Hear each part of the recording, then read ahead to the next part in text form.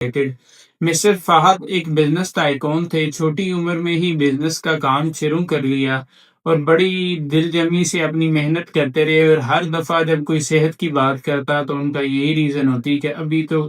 Time ہے کام کرنے کا۔